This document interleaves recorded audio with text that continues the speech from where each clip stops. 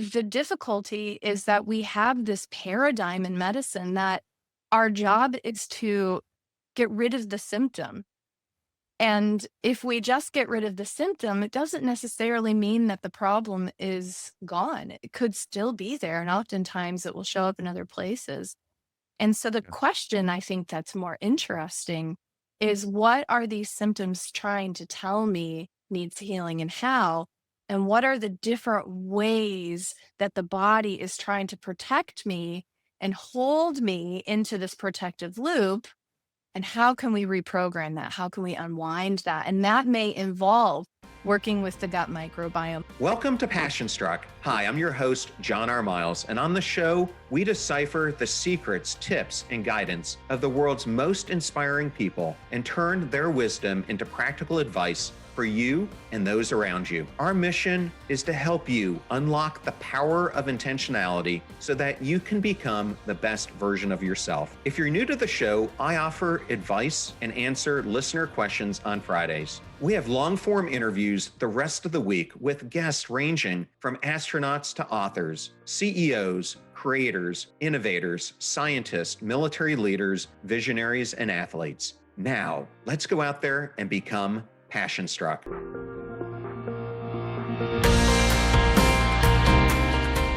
I am so excited today to have Dr. Nicole Cain on Passion Struck. Welcome, Nicole. Thank you for having me. Well, I'm so excited to do this, and you are one of the first naturopathic practitioners I've had on the show.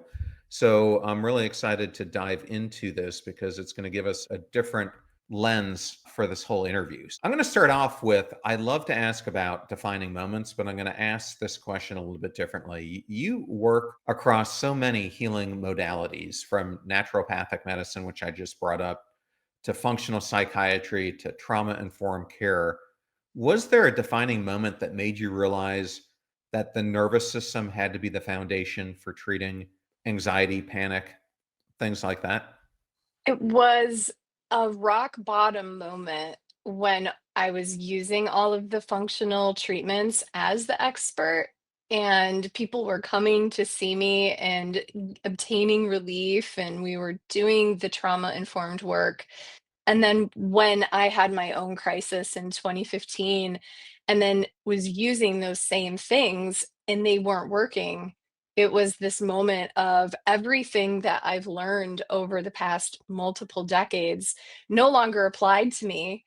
And so in that moment, I had to decide, am I going to just flop, which oftentimes can happen in a trauma response where we just give up and accept complacency. And that's what my life is, panic and terror and insomnia.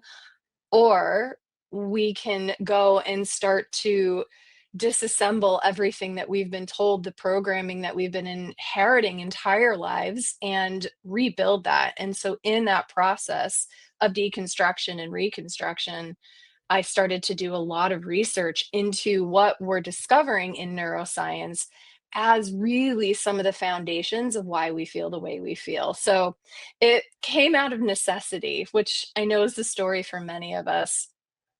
When you think of anxiety, how does anxiety differ from post traumatic stress disorder or depression or other ailments that people might have? Is it an extension of it or something unique on its own?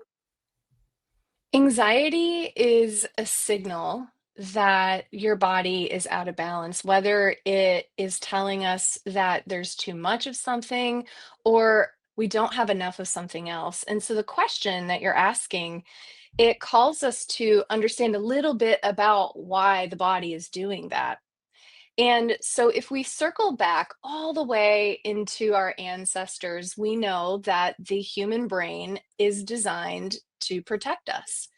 And I always tell my clients is your brain isn't concerned about your well-being, it's concerned with your safety. And so every single thing that happens all around us in our external environment, even in our internal body environment, the brain and the nervous system is continuously scanning, and it's looking for signs that it needs to adapt and shift in order to promote your survival. And one of those main survival instincts is fear. so that those individuals who were able to mount a fear response when there was an indicator of danger, they survived. And so a tiger's in the woods and they growl and they rustle the leaves, and Susie gathering berries has a fear response, which is very automatic. It kicks in long before her logical brain even knows what's going on, and she can fight, flight, freeze, or rescue herself from danger. And that similar process is what we as human beings use today. And so when we are born, we inherit genetic information that helps create our reality and our adaptations, our coping skills. We also inherit our gut microbiome from our biological mothers, which will contribute to those biofeedback loops that help us to be safe and help us to adapt. And what we experience will encode that. And so we have, what we're noticing is a difference between fear and then we have anxiety and trauma. Fear is that natural biological response to something that's actually dangerous. But in our modern society, there are lots of stressors that occur that may not be objectively dangerous, but we've been genetically, environmentally, socially, psychologically, spiritually programmed to create that same response. And so, what anxiety is, it's a fear response out of the context of actual danger that is associated with a lack of personal power. And so that can then be rooted in, as you are asking, that can be rooted in trauma. But even more, I think the language is changing to adaptations.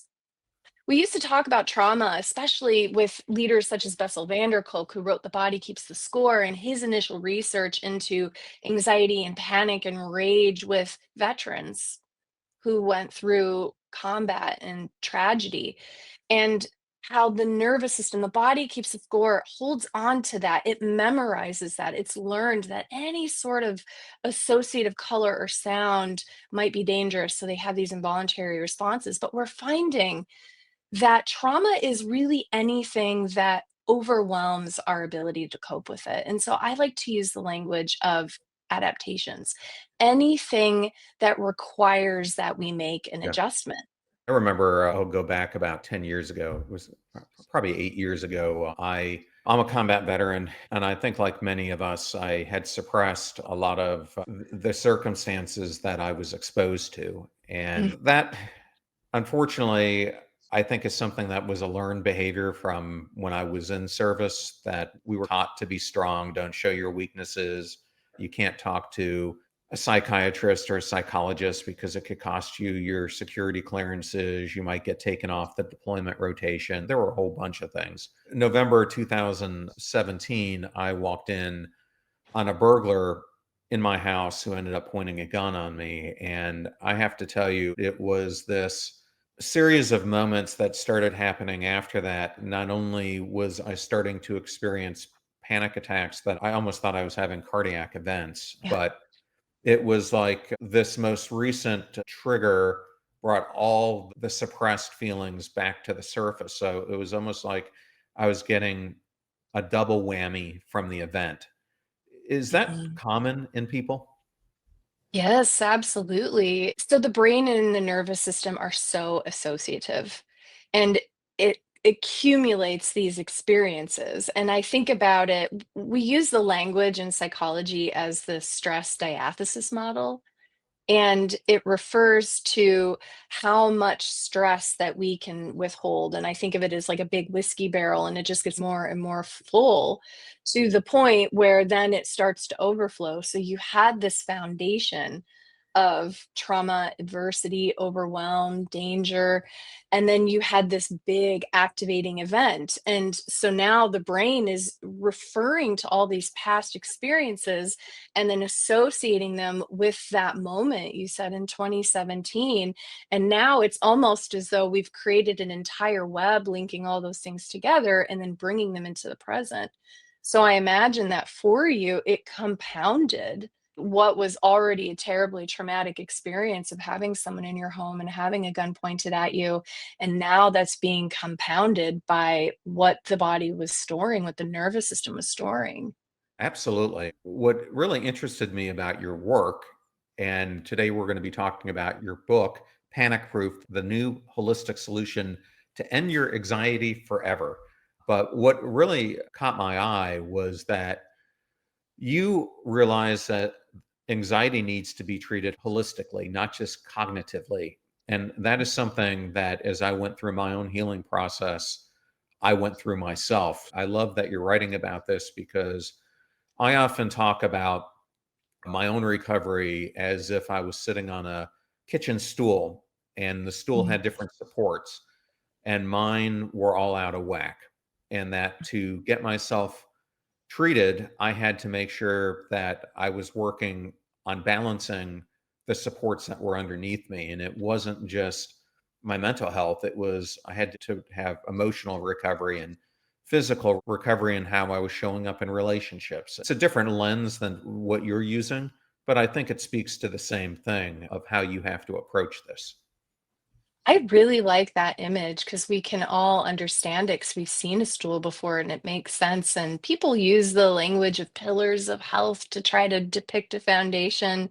I also like to use the imagery of a car.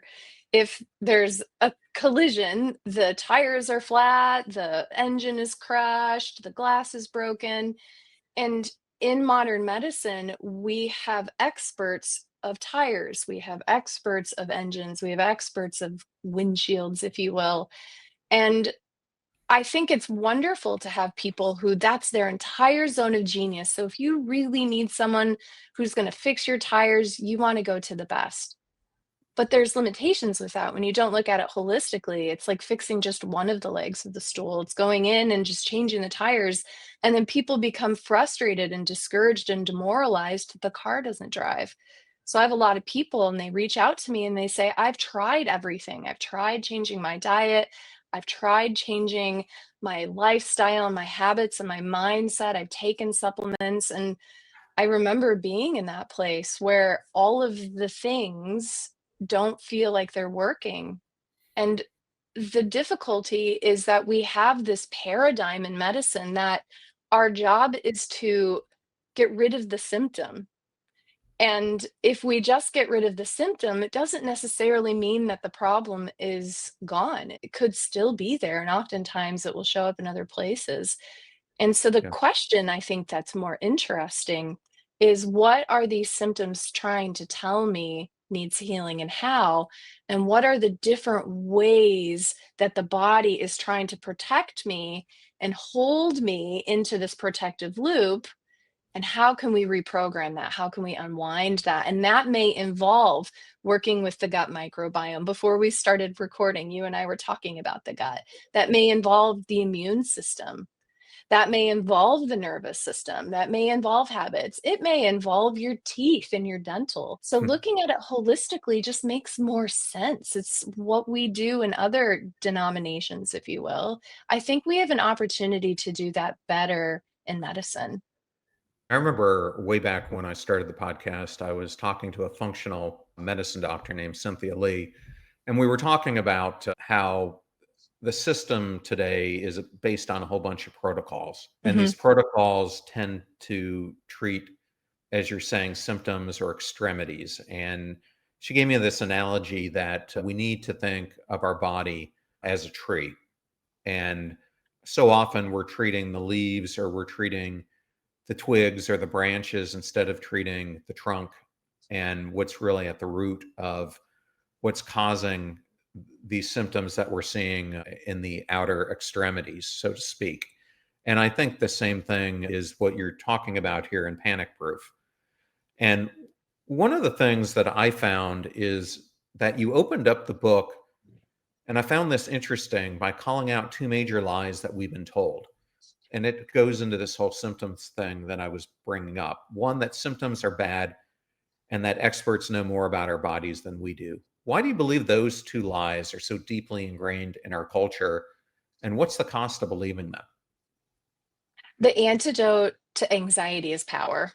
The antidote to anxiety is personal power, and we are brought into this world. Humans are the mammals that are dependent on caretakers the longest. And so many of us are living with our caretakers until we're 18 and then we launch. But other mammals, they don't have to be puppies. You can have a puppy that can be independent and let free of the litter when they're much younger, 5 to 10, 15 weeks. And so humans come into this world and we're completely dependent on somebody else for survival.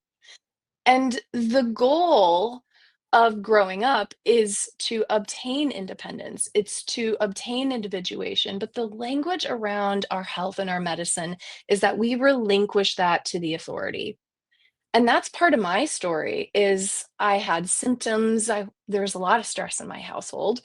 And if we look at it from an adaptive model, if you had stress in your household, the mind, the body, the nervous system is going to try to figure out the best way to survive. And so the ways that I did that was to become more hypervigilant of the nuances in my caretaker's body language, in their moods, in schedules and sounds and times of day. And when we go into that hypervigilance, the body will change your chemicals. For example, it may cause your hypothalamic pituitary adrenal axis to get activated to then release stress hormone cortisol and adrenaline. And so then we have this change in our neurochemicals, and then high cortisol can affect the gut microbiome. It can suppress the immune system, which can then create more opportunity for invasive pathogens.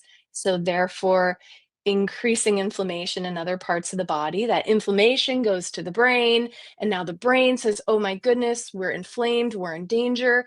And so it sends out that danger signal, and we get more cortisol release, and then things go from there. And so then we get these automatic biofeedback loops and it can cause symptoms head to toe. And so, as a young person, I had horrible allergies, really high histamine.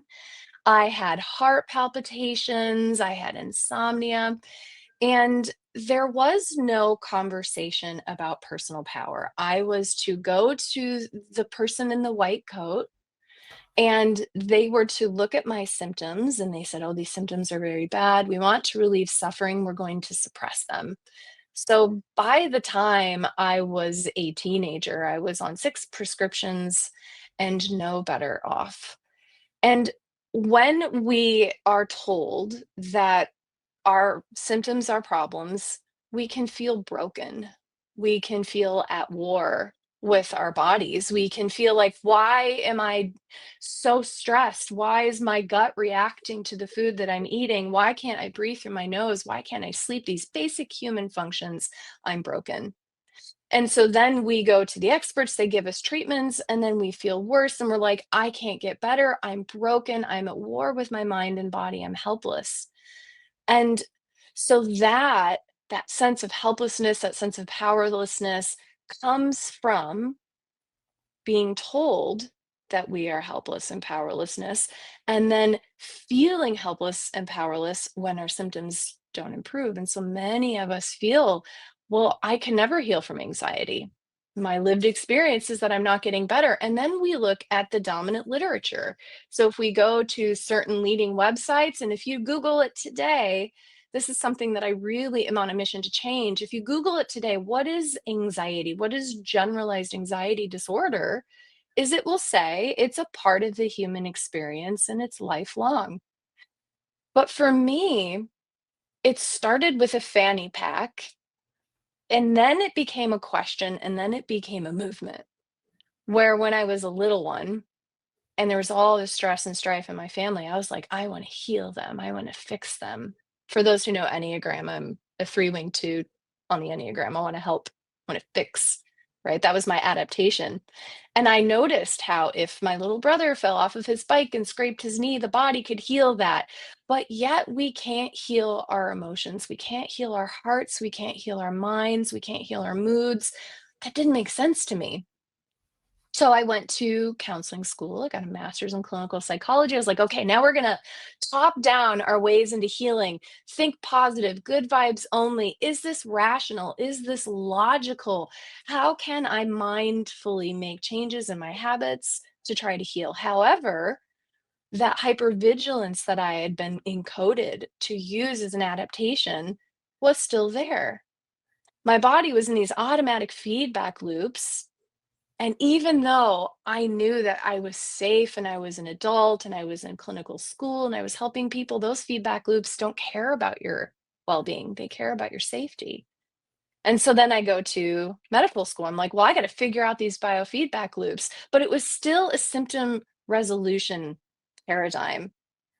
And that was as I started in the beginning of our conversation together, is starting to realize that none of that is working, having to deconstruct it, and then really starting to look at it as, oh, maybe it isn't true that I can't heal. Maybe it isn't true that my anxiety is a problem. What if I listen curiously and acknowledge and look at what the anxiety is trying to tell me, just like doctors do with thyroid symptoms or gastrointestinal Mhm. symptoms, other things that we can diagnose? What if we look at anxiety like that? And then things started to change, and I got better. And then I started using it with my patients, and they got better. And then I started teaching it, and then people were getting themselves better. In fact, I had a story. I just talked to a man yesterday, and he's a combat veteran, and he was contemplating his exit strategy. And he felt, I am so broken. Why can't I just be okay like everybody else? Why am I so debilitated? And the most powerful part of his change was to learn, number 1 is that he can heal, and number 2 is that his symptoms were opportunities to identify what need healing and how. And when he started changing that lens and changing that conversation, he started changing his life. And I talked to him yesterday, and he is positive, he's inspired, he's working a job, he has a partner, and he's even moved into his own home. So this is a story of how there's the proof in the pudding of how we can truly heal. And it's been so fun getting to talk to people like you about these stories. As you can tell, I get so emotional and activated by it. It's fantastic. Thank you for sharing that, and I'm glad he's on the road to recovery Mhm. because it's so easy to get trapped down the other cyclone that leads to dark areas none of us want to go to. And I'm also so glad, Nicole, that you keep sharing your story because I think we are best positioned to help the person we once were because we feel it innately inside of us and we know how much pain we experienced. And so, if we can help someone else alleviate that pain, that's our gift to the world. Mm, And that's exactly why I started doing what I'm doing here to mm. try to help people overcome the symptoms of what I was feeling myself. Yeah. So, one of the things I wanted to talk about that you cover in the book is the science behind panic, Mhm. meaning going into how panic lives in the body, not just the mind. And we've been discussing this a little bit, but I was hoping for those listeners who might not be familiar with the autonomic nervous system, what does it really do and why does it matter? Ooh, I love this. The science behind panic. What is the autonomic nervous system? So the conversation has changed, thankfully, to include more of the body. It used to be really what we call top down. And top down is in reference to the higher order parts of the brain, the logical parts of the brain, the analytical parts of the brain, and then using our logical analytical parts to try to put the body back into balance. But as and probably a lot of your listeners know, is that sometimes the body just doesn't care. You may be feeling really panicky, really scared. Maybe you're bloated, you have reflux, and no matter what you do logically, the body's like, sorry, not interested. So we know that top down doesn't always work. And so then we get to be curious about, well, what are we missing if I'm using a hammer and I've hit all those nails in, but the boards still aren't sticking into place, maybe there's something else that I'm missing. And so we've done a lot in terms of research to figure out the other parts of fear and anxiety and panic, and that's the body. And so we have top down, which starts with the higher parts of the brain, the logical brain, and then bottom up is where we start in the lower parts of the brain, in the body. And so this has opened the doors to somatic work. This has opened the doors to the gut brain axis. This has opened the doors to polyvagal theory, the neurosequential model, and all these amazing thinkers. So, when we look at the autonomic nervous system, the autonomic nervous system is trying to figure out, are we going to be in autonomic arousal or sympathetic arousal, which is that kind of fight, flight, freeze activation? Or are we going to be calm and relaxed or in parasympathetic mode? This is the rest, digest, reproduce, right? And so this is directed by different parts of the brain. And it begins, I always like to talk about this, especially right now as we're recording this episode in 2025, is with stimulation that's coming into the brain. So our brain has what's referred to as the salience network or the SN. And its job is to scan our environment around us, to scan our body, and to figure out, is this salient data or not? Salient being relevant or important. If it's relevant and it could be dangerous, it will send it on to the emotional parts of the brain, primarily the amygdala. And so the amygdala, we think about emotional processing, emotional reasoning. The amygdala asks, hey, hippocampus, have we seen this before? Do you have any context for this data that I'm getting? If the hippocampus says, oh, yeah, this is bad, this is a loud sound, that loud sound in the past may have meant gunfire or something bad, the amygdala is, I got you, and it will send a domino effect to now the hypothalamic pituitary adrenal axis. But we're seeing a big change in how that whole cascade is taking place in our modern era.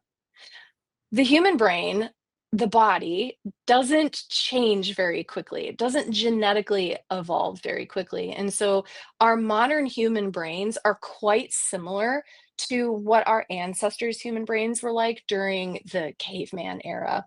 So we have caveman brains in this modern, rapidly changing technological society. So now we have billions of data points that are coming into the brain. There's screens, there's car horns, there's helicopters, there's people, there's news flashes, there's push notifications. There's all this stimuli that's coming in. And the salience network can only process so much at a time. And so when in doubt, it's going to send it on to the amygdala. I don't know if what this is too much. It's a fire hose to the face of information. When in doubt, send it on. The emotional processing part of the brain is a similar response. While this is overwhelming, when in doubt, it's probably danger. Remember, our brains care about our safety, not our well being. And so you're like, why am I overreacting to getting this email? Or why am I panicking being at this movie theater? The brain has been programmed by our ancestors and by your experiences and by your biology and your diet and environments and all these different factors for whatever combination of things to then send on this cascade. And so then the amygdala sends it on. And so now we have this modern problem that's going on where we are very stressed. The human race is stressed. And we also see that we're farther from nature. We're living in more cities. We're not in the trees, in the forest, in water. We're not drinking food that has dirt from the earth. Much of our food has been very processed. And so now we are finding changes in our body chemistry with this overstimulation process. Our nervous system, our autonomic nervous system is in arousal. So everything is just a little bit elevated and we're poised for panic. So that's a little bit of introduction to the autonomic nervous system. Thank you so much for sharing that. I just thought for someone who is new to this topic, it's very good to get a backdrop on how the whole system works and what is impacting it, which leads me into chapter 3 of the book where you go into your anxiety types and the panic protocol. And you outline 9 different and distinct anxiety types in the book. And these range from everything from your guts to your thoughts to nervous system, like we were just talking about, to endocrine. And I wanted to ask, how does someone, and maybe you can touch on them a little bit more, but how does someone identify which one of the 9 types that they have? I want to actually ask you about your experience because you were open to sharing what it was like for you and you were having a lot of stress, especially after 2017. And so the question, I want to give it a little framing and then I'm going to ask you. The framing is on levels of autonomic arousal. So we start with what I call the green light zone. These are called stoplight strategies. So we start with the green light zone, and that's when we're calm, we're creative, we're relaxed, we're connected with ourselves and other people. And then as we get activated, maybe there's a little bit more stimulation, maybe there's a little bit more pressure, maybe we're not getting the rest, so there's an unmet need, maybe our blood sugars are off, whatever it is, we may get a little activated. And then that's the space between the green zone and the yellow zone. I call that the pay attention zone. It's, ooh, something just changed for me here. Dr. Russ, who's the author of Anxiety RX, he calls that your alarm. What's that sign or your canary that something is changing? And then as that continues to activate, we get the yellow light zone. So that's moderate activation or moderate stress or overwhelm or irritation or headache, right? And then the red light zone is crisis. That's sheer terror, sheer rage, sheer panic. That's emergency zone. So for you, I'm curious, do you have an impression of what that first pay attention or that first alarm is? Like, ooh, I'm not green anymore. I'm getting a little activated.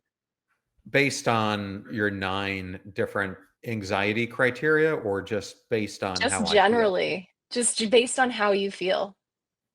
I guess the first thing that starts hitting me is I start getting impacted in the way I'm thinking and the clarity of thought that I have, So you notice that first sign that makes you pause is you're noticing your thinking starts to change, the clarity of thought starts to change. and the sharpness. Yeah. Sharpness. So you're noticing you're less sharp, less crisp. So we could talk about exactly what's happening in that moment.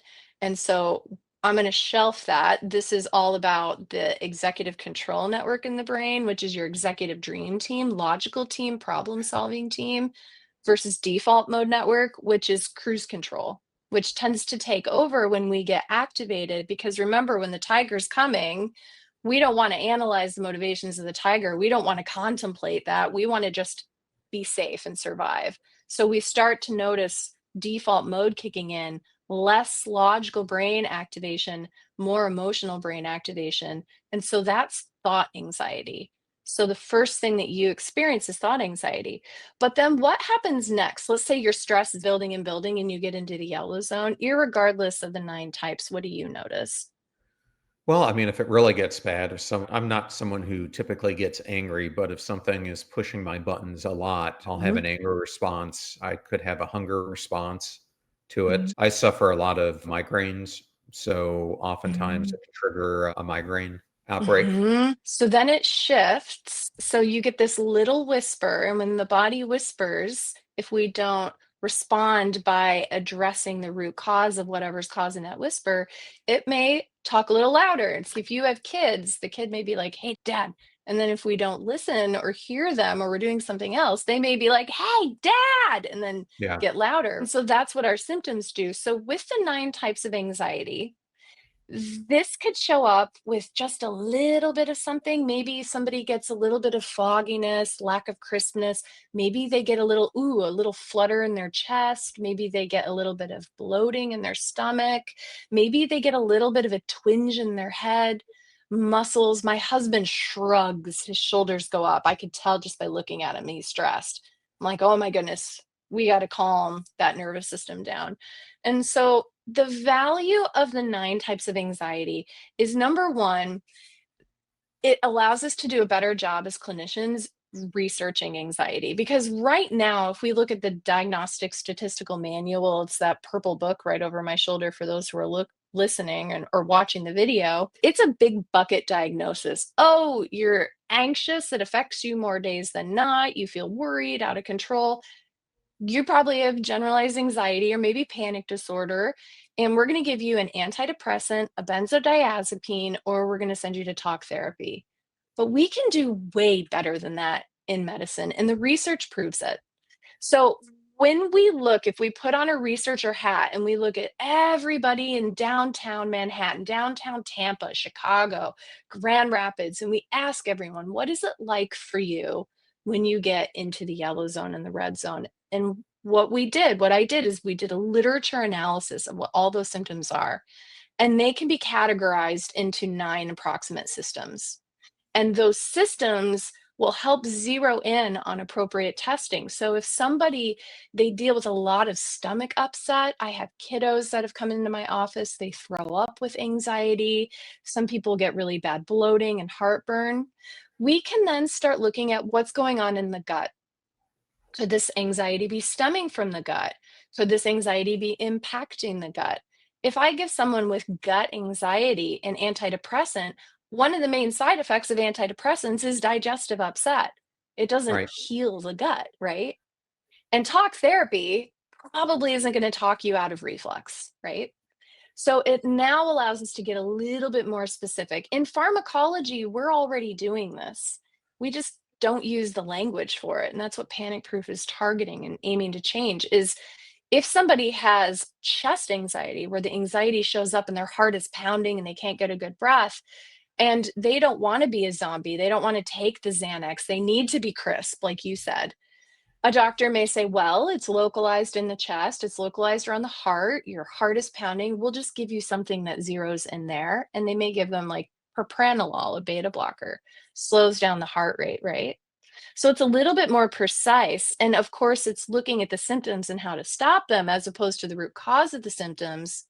But there is a gift in using precision based diagnostics and precision based care. So the 9 types, may I go over them just briefly? Sure. So the Yeah. 9 types is number one is thought anxiety. So when we get activated, you notice that your thoughts may be racing, looping, intrusive. Sometimes our thoughts go blank. Emotions kick in, logical brains offline. So someone asks you a question and now I can't think of the words. I've lost my thought. Thought anxiety, chest anxiety, heart pounding, air hunger.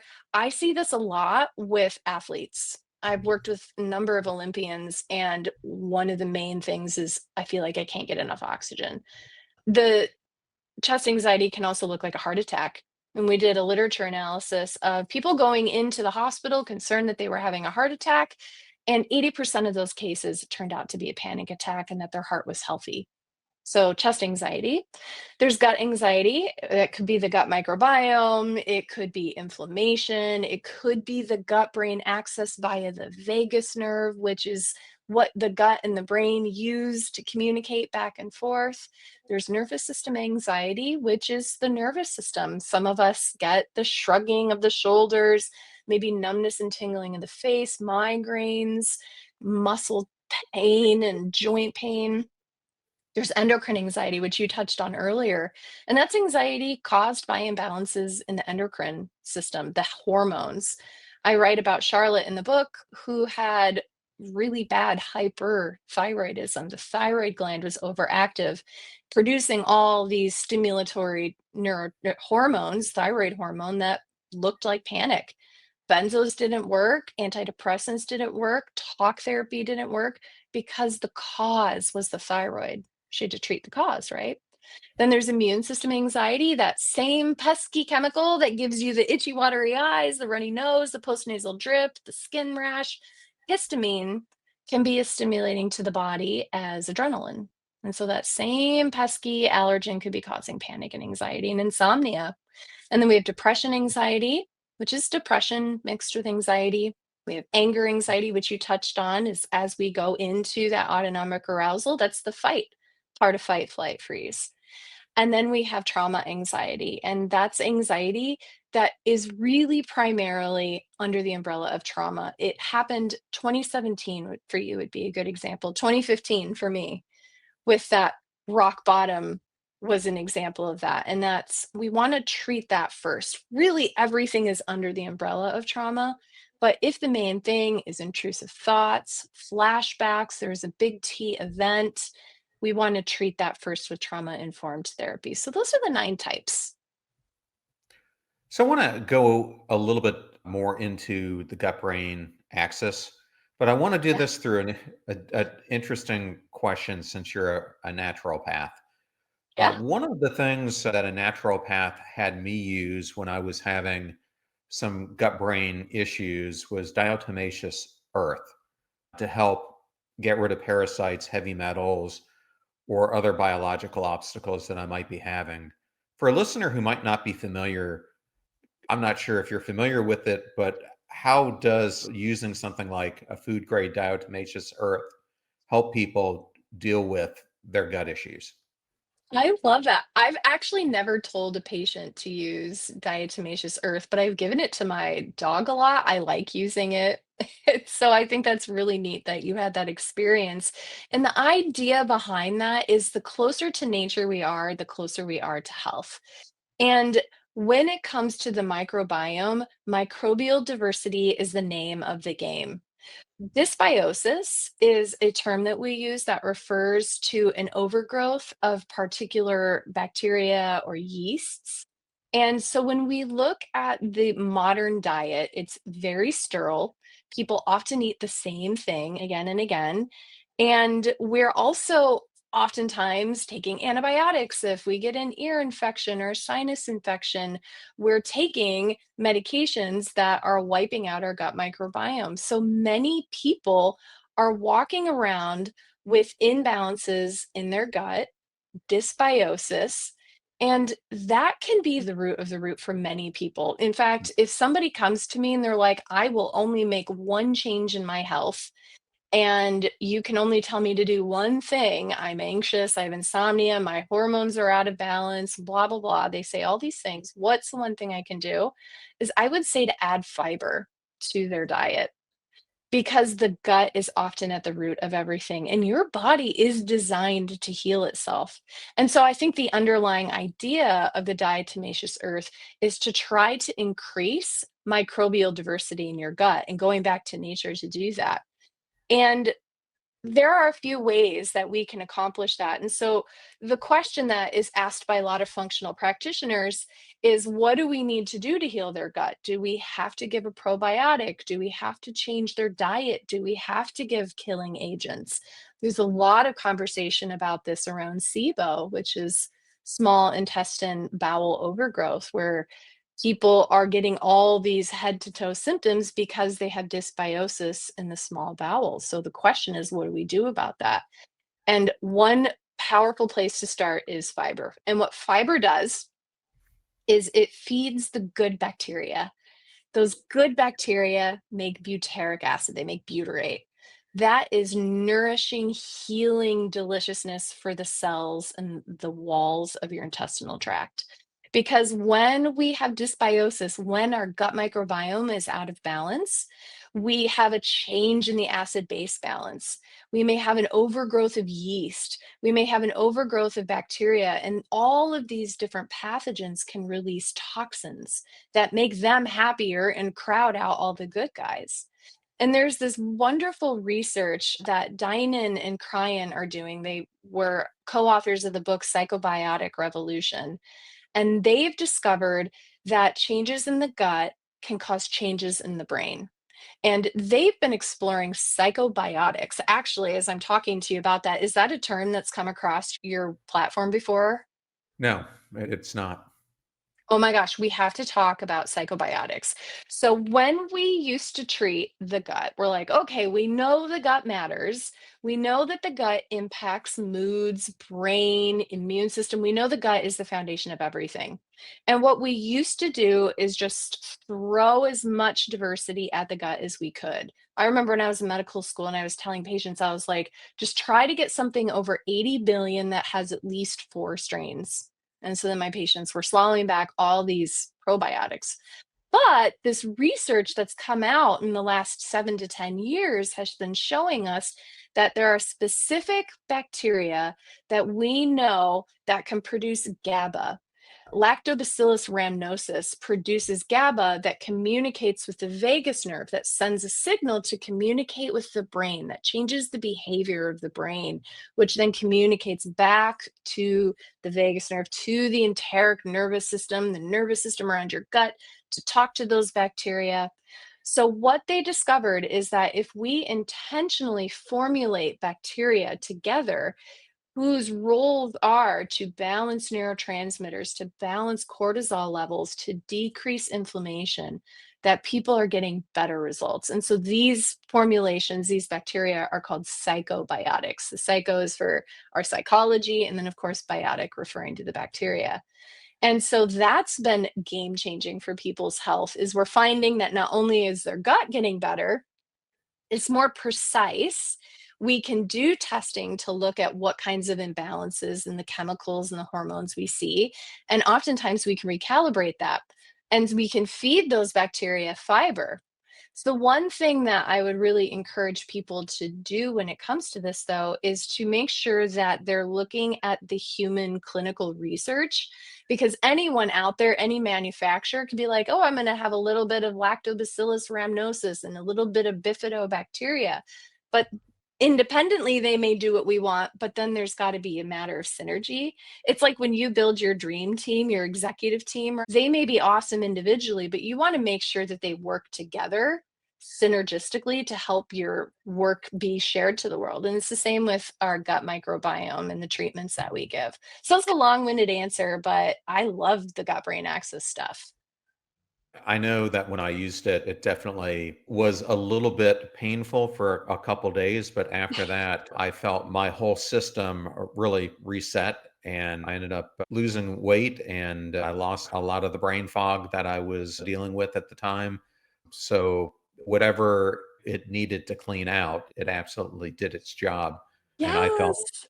talking about one other example you had from the book, and this one came from chapter 9 and a woman named Jenny because Yeah. I think this is something that many people, including myself, have experienced, which is a time warp that she experienced from a car accident that she was in. And Mhm. why I wanted to bring this up is I like this concept that you bring up of how trauma timestamps itself into the nervous system and how we Mhm. have to guide ourselves to rewire the response.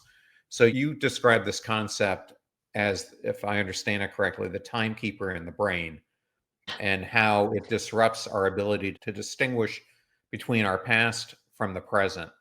So, can you talk about Jenny's experience and how you had to help her reset her timekeeper? So the adaptation for that is think about it in the metaphor of a winter coat.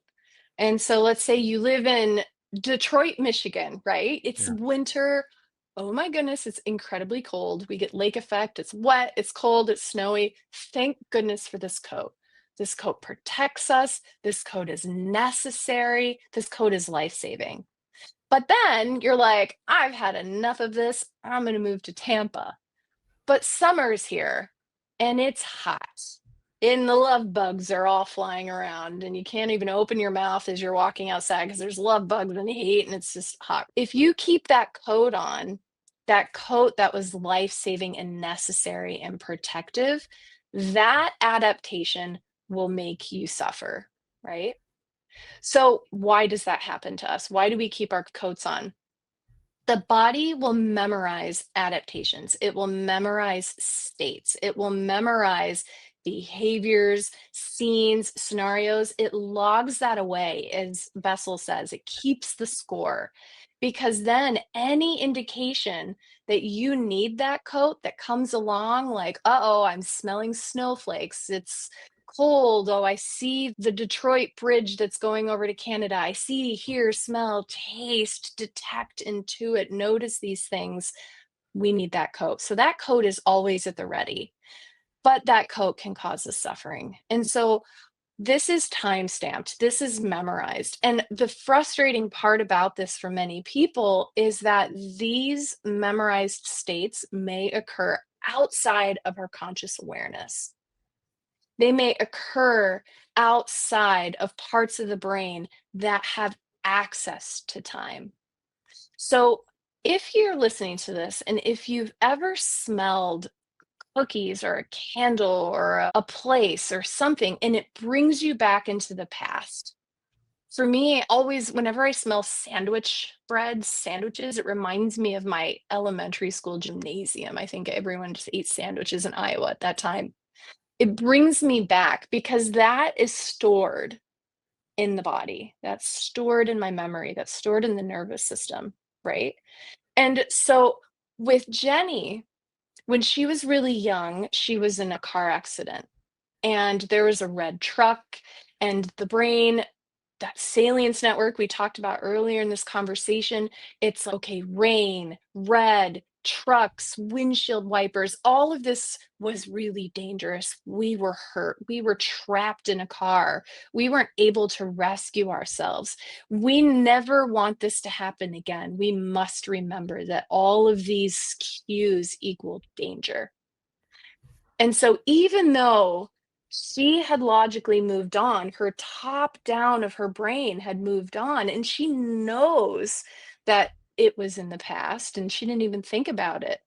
The brain, the nervous system, the body, it all remembers. So that in that story that you were remembering, she was in the back seat of the car with her friends and everything was good and fine and wonderful until rain came and she heard the windshield wipers and her body's like, we've seen this before, we're going to panic. And even though logically she was frustrated and irritated by this, the body's, we don't care about your well-being, we care about your safety. So what did we do to unpack that? So the standard, when in doubt, I always would recommend for people who are like, yes, this is me, is find a really good trauma-informed therapist. My favorite modality is EMDR, eye movement desensitization and reprocessing therapy. And I do have a hack that I taught Jenny and that I teach other people, and it's called the 3-minute hack. And this is something that you can start doing right now to begin the process of time stamping and bringing those past memories into the present, where we can hold the past while our logical brain is onboarded and start to clear those old memories. Because when they come up, it feels like it's all happening again, and I'm sure you resonate with that in your story. When there's a remembering of 2017, it can feel like it's Right. happening again. And that 3-minute hack has been, the tools used in that have been scientifically proven to be effective at clearing those old patterns and recalibrating it. Well, thank you for going through that. And I wanted to use those two examples because the book is filled with them. And I wanted to give it as a teaser for the audience because not only does Nicole provide examples like that, but then she goes through each chapter and gives you a whole bunch of exercises and prompts and other things that you can do if you're facing any of these things to help yourself work your way out of the different situations that she brings up and teases with these stories.